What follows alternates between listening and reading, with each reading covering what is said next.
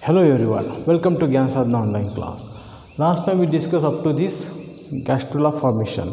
How gastrula formation मतलब यहाँ तक आए थे हम. Now today we just start the next stage of this embryology, what is called gastrulation.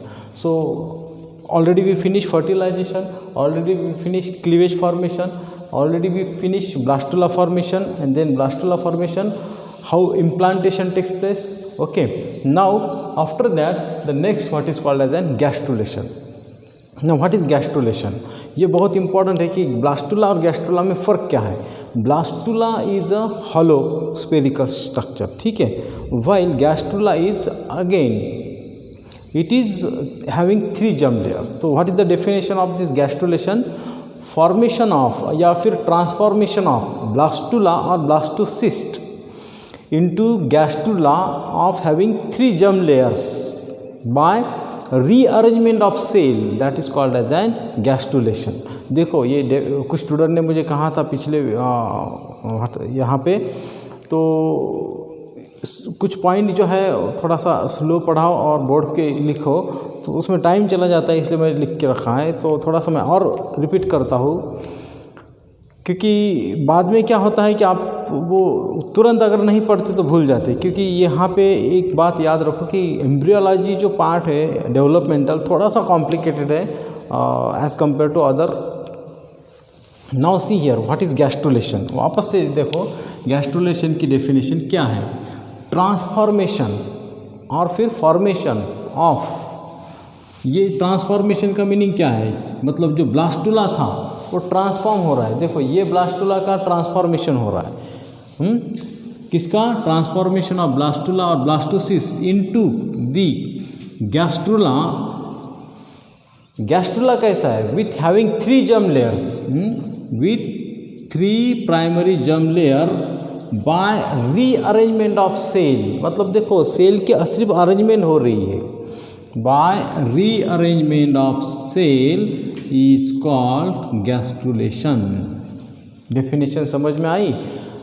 rearrangement of this blastula cells into a structure having 3 germ layers, ectoderm, mesoderm and endoderm, that is called as an gastrula, and the process is called as an gastrulation.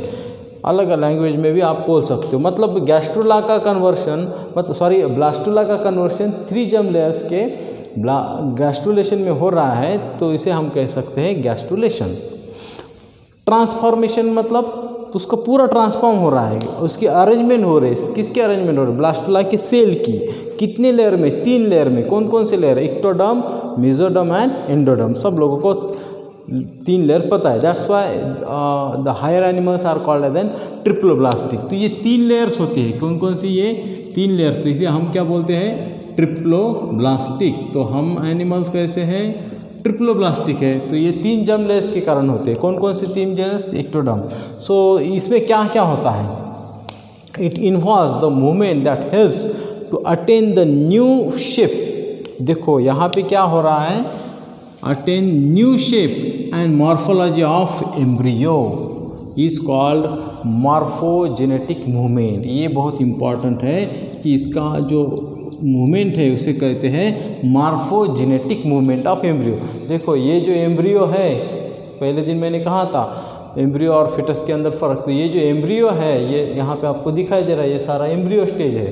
That embryo having transform into morphogenetic movement. उसकी morphology ही structure change हो रहा है, पूरा structure change हो रहा है. मतलब जो स्पेरिकल था वो 3 germ layer का बन रहा है. That is called morphogenetic. मतलब मॉर्फोलॉजी उसकी चेंज हो गई, एक्सटर्नल शेप चेंज हो गया.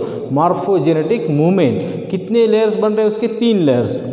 That 3 germ layers are called ectoderm, mesoderm and endoderm. तो ये आप लोगों को पता है कि 3 layers बन जाती है बाद में. तो एम्ब्रियो में हमारे 3 layer, ectoderm, mesoderm and endoderm. वो कहाँ से बन रही है? ब्लास्टुला से. तो ब्लास्टुला का कन्वर्शन किस में हो रहा है? गैस्ट्रुला में. गैस्ट्रुला में 3 लेयर्स होती है. So here the transformation of blastula और rearrangement of the cell of blastula into 3 germ layer structure gastrula, and the process is called as an gastrulation. Okay, ये समझ में आया आप सब लोगों को? ओके, अब यहाँ पे इस डायग्राम की तरफ देखो. देखो ये जो स्ट्रक्चर था ब्लास्टुला अभी ऐसे बन रहा है. थोड़ा सा कॉम्प्लिकेटेड डायग्राम है, फिर भी देख लो, ये बाहर की जो लेयर्स है इसे हमने कहा था ट्रोफोब्लास्ट, ठीक है। ये अभी ड्रा करना पॉसिबल नहीं इतनी सारे सेल, तो मैं एक सिंगल लाइन में ड्रा कर दिया। ये आउटर लेयर कौन से है? ट्रोफोब्लास्ट। तो हमने देखा था here trophoblast some cells gives separate and gives a cavity that is called as an amniotic cavity. यहाँ पे कुछ सेल सेपरेट होते हैं, उसकी अरेंजमेंट इस तरह से बन जाती है, और यहाँ पे भी एक कैविटी बन जाती है। तो ये जो कैविटी है तो इसे हमने कहा था amniotic cavity, and that amniotic cavity having fluid that is called amniotic fluid. उसके अंदर जो फ्लूइड होता है तो उसे हमने कहा था एमनियोटिक फ्लूइड, और उसका फंक्शन क्या है? It prevents the shock absorption और डेसिकेशन, मतलब उसको ड्राई होने नहीं देता, शॉक एब्सॉर्प्शन का काम करता है। ओके, तो ये एमनियन बन जाता है, यहाँ पे एमनियोटिक कैविटी बन जाते हैं। और यहाँ पे जो कॉलमनार सेल्स थे, here the columnar cells are called epiblast. तो हमने इसे क्या कहा था यहाँ पे? इपीब्लास्ट। तो that epiblast in future it gives first primitive ectoderm. मतलब इपीब्लास्ट क्या है? तो प्रिमिटिव इक्टोडर्म, मतलब हमारे जो इक्टोडर्म है, हमारे 3 लेयर कौन से? Ectoderm, mesoderm and endoderm. तो उसमें से प्रिमिटिव इक्टोडर्म कौन है? इपीब्लास्ट। तो आप इसके याद कैसे रख सकते हैं? EP means above and ecto means also external और आउटर। सो यहाँ पे देखो, ईपी का मतलब भी होता है अबव, और इक्टो का मतलब भी क्या होता है? आउटर। डर्मा का मतलब स्किन, तो इक्टोडर्म, डर्म का मतलब क्या होता है? स्किन। तो आउटर स्किन लेयर कहाँ से बन रही है? इपीब्लास्ट से। ईपी का मतलब अबव, तो इस तरह से आप ई याद रख सकते हैं, epiblast, ectoderm. Okay, now here below this epiblast here the some cells are again separate and we call this cells as an hypoblast. तो इसे हमने क्या कहा था? हाइपो। हाइपो का मतलब क्या है? बिलो। ब्लास्ट मतलब ये एक लेयर उसके बिलो है, तो इससे क्या बन रही है? Primitive endoderm. क्या बन रही है इससे? प्रिमिटिव मतलब शुरुआत की, एंडोडर्म।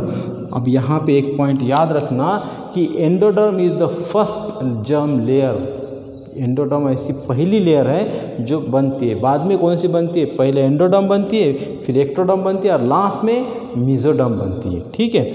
तो यहाँ पे कुछ सेल क्या होती है? उसकी अरेंजमेंट हो जाती है, and again gives rise to shape structure, and here it is form then primary yolk sac. तो यहाँ पे क्या बन जाता है फिर? Primary yolk sac. Okay, and it is filled with yolk. तो उसके अंदर यॉर्क रहता है। बट यहाँ पे एक पॉइंट नोट करना कि इन human being the York is non functional. तो बाद में जब यहाँ पे यॉर्क बनता है तो ये जो यॉर्क बनता है तो ये नॉन फंक्शनल है, बिकॉज ह्यूमन बीइंग कैसा है? माइक्रोलेसिथल और अलेसिथल हम बोलते हैं। मतलब हमारे अंदर ये जो यॉर्क होता है ये कुछ भी काम नहीं करता, क्योंकि हमारा एक जो कैसा है? अलेसिथल। अलेसिथल या फिर हम microlecithal means very small amount of yolk, that is called as an yolkless. इसे हमने क्या कहा था? यॉर्कलेस। मतलब इसके अंदर कुछ यॉर्क ही नहीं है, तो अ मीन्स अब्सेंट। तो हमारे मतलब जैसे मुर्गी के अंडे के अंदर क्या यॉर्क सबसे ज़्यादा होता है येलो कलर का, तो वो न्यूट्रिशन देता है, तो वो अंडे की स्ट्रक्चर अलग है। पर हमारा जो डायरेक्ट एम्ब्रियो बन रहा है वो प्लासेंटा से न्यूट्रिशन मिलता है उसे। तो यहाँ पे एक पॉइंट याद रखना कि यॉर्कलेस। तो ये बन रहा है फिर एंडोडर्म से, फिर endodermal cells, here this gives rise to yolk sac. तो यॉर्क सैक किससे बन रहा है? एंडोडर्मल सेल से। तो ये भी एक पॉइंट नोट करना कि endodermal cell gives rise to yolk sac. ये भी एमसीक्यू इम्पॉर्टेंट है कि यॉर्क सैक किससे बन रहा है? एंडोडर्मल सेल से, और वो कैसा है? Functionless in human being. Okay, and that's why human egg is called as an alesithal या फिर microlesithal, yolkless. Okay, then here the outer peripheral cells that is called extra embryonic mesoderm. तो यहाँ पे देखो ये बाहर के है, इसलिए इसे हम कहेंगे एक्स्ट्रा, मतलब आउटर एम्ब्रियोनिक, एम्ब्रियो के बाहर के मेसोडर्म फॉर्म। तो यहाँ पे क्या बन जाएंगे फिर? Extra embryonic mesoderm. तो फिर बाद में ये जो स्ट्रक्चर है इस तरह से बन जाता है। So here this structure that is called as an amnion. यहाँ पे इसे हम कहेंगे एमनियन, और ये जो बाहर के ट्रोफोब्लास्ट लेयर से है इसे हम कहेंगे Korean. Amnion and Korean is important characteristics of human embryo. Okay, ये भी याद रखना, एमनियन एंड कोरियन। फिर यहाँ पे क्या होता है, again this cell separate and here again coelom cavity form. So here the cell below this endodermal cells mesoderm that is called splanchnopleuric extra embryonic membrane. देखो वर्ड थोड़े से आपको थोड़ा और लग सकते हैं. तो ये जो यहाँ पे जो सेल है तो इसे हम कहेंगे splanchnopleuric extra embryonic membrane. And this extra embryonic membrane again here it gives one cavity that is called extra embryonic coelom cavity. तो यहाँ पे जो ये कैविटी बन रही है तो इसे हम कहेंगे एक्स्ट्रा एम्ब्रियोनिक coelom cavity. इसलिए हम एनिमल कैसे हैं, triploblastic and coelomate, true coelomate. Okay, तो इसलिए हम एनिमल कैसे, ह्यूमन बीइंग सिलोमेट है, सिलोमेट, या फिर हम इसे यू सिलोमेट भी कह सकते हैं. ठीक है, तो आपको ये पता है eukaryotic, triploblastic, coelomate vertebrate animal है, तो हम इसके तरह है. तो ये भी एक पॉइंट नोट करना. थोड़ा सा कॉम्प्लिकेटेड लग सकता है आपको ये डायग्राम, पर आप एक बार बुक में ये डायग्राम देख लेना. तो यहाँ पे इम्पोर्टेंट क्या है, 3 जर्म लेयर्स कैसे बन रहे हैं गैस्ट्रोला की, कौन कौन सी, इक्टोडर्म, मेसोडर्म एंड एंडोडर्म. तो सबसे पहले कौन सी बन जाती है, फिर हाइपोब्लास्ट से एंडोडर्म बन जाती है. तो ये जो लेयर सेपरेट हो जाती है तो इससे बनती है एंडोडर्म. और यहाँ पे एंडोडर्म क्या है, it is the first germ layer. तो ये पॉइंट नोट करो, endoderm is a first germ layer.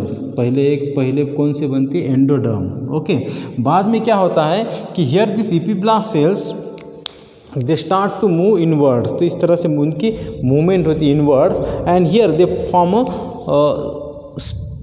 Streak like structure, मतलब एक ऐसी स्ट्रिक बन जाती है. तो इसे कहते हैं प्रिमिटिव स्ट्रिक. मतलब इस तरह कुछ बुक्स में इसे इस तरह से बताया है प्रिमिटिव स्ट्रिक को, लाइक दिस, इस तरह से स्ट्रिक बताई है primitive streak. Okay, like this. तो ये सेल क्या करते हैं, यहाँ पे ऐसे माइग्रेट होते हैं इस तरह से इपीब्लास्ट के. तो इस तरह से माइग्रेट होंगे तो यहाँ पे क्या होती है, खांच बन जाती है, तो उसे कहते हैं प्रिमिटिव स्ट्रिक. तो ये प्रिमिटिव स्ट्रिक बन जाती है, तो इधर का पार्ट हेड बन जाएगा, इधर का पार्ट बॉडी के अदर पार्ट्स बनेंगे. और कुछ सेल जो है यहाँ पे सेपरेट होकर माइग्रेट करना शुरू कर देते हैं इस डायरेक्शन में. And this separate cells which migrate again that is called as an mesoderm. तो यहाँ इसे क्या कहेंगे, मेसोडर्म. तो देखो 3 लेयर्स, देखो पहले तो एंडोडर्म बनेंगे, फिर इक्टोडर्म और फाइनली मेसोडर्म बन जाएगी. तो इस तरह से हमारे बॉडी के अंदर कितने लेयर है, 3 layer, ectoderm, mesoderm and endoderm. बाहर से इक्टोडर्म, बीच वाली मेसोडर्म, सबसे अंदर की एंडोडर्म. पर बनते वक्त उल्टा होता है. ठीक है, तो ये बन जाता है स्ट्रक्चर. तो ये जो स्ट्रक्चर है जैसे हमने कहा था formation of gastrula, 3 germ layers. Okay, अब ये जो 3 जर्म लेयर्स है उसका फेट आगे उसके कौन कौन से ऑर्गन बनते हैं वो हम अगले वीडियो में देखेंगे.